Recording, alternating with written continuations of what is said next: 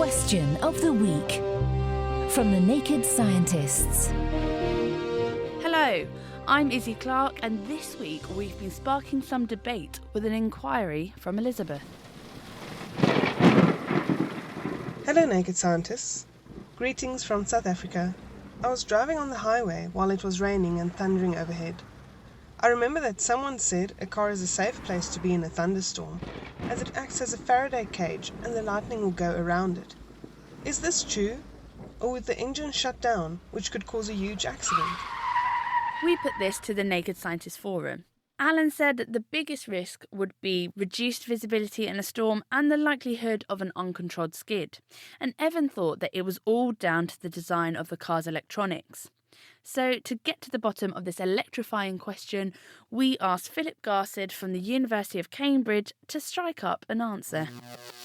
A lightning strike lasts 100 millionths of a second. Tens of thousands of amps heat the air to 50,000 degrees and make it explode. Your questioner is right to wonder where the safest place to be in a lightning storm is. The car is a pretty good bet, but you probably don't really want to be struck whilst you're driving one. A car conducts electricity far, far better than the surrounding air. And when lightning strikes a metal car with a metal roof, the enormous current flows easily through the body of the vehicle, and so it goes around the occupants rather than through them. It's kind of like the electrical equivalent of building a bypass. Traffic goes around a town rather than through the middle of it. This is what's known as a Faraday cage, and you'll be safe as long as you remain completely inside the vehicle and not disrupt the current flow. So whilst it's good news for you, the lightning strike won't be good news for your car. Although the worst of a lightning strike will go through the chassis, modern cars use lots of sensitive electronics. In the best case, that sudden burst of interference from the lightning would cause a lot of them to develop faults, but more likely those circuits will see currents they were never designed for and be permanently damaged. That doesn't sound good. And according to Philip, there are a few other threats if you're on the road at the time. The biggest problem is likely to be how you respond. Because we know that you'll probably be unharmed by the actual strike, but the problem is everything else that might happen.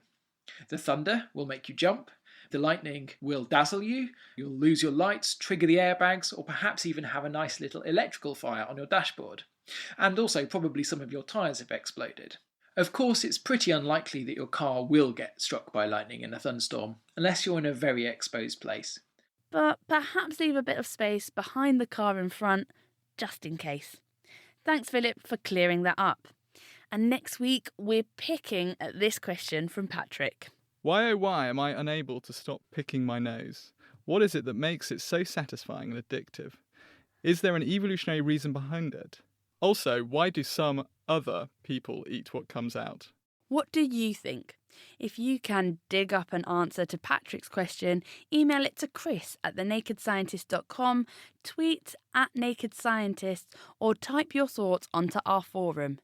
After washing your hands, of course. That's thenakedscientist.com/forum. Until next time, it's goodbye from me and the rest of the Naked Scientist team.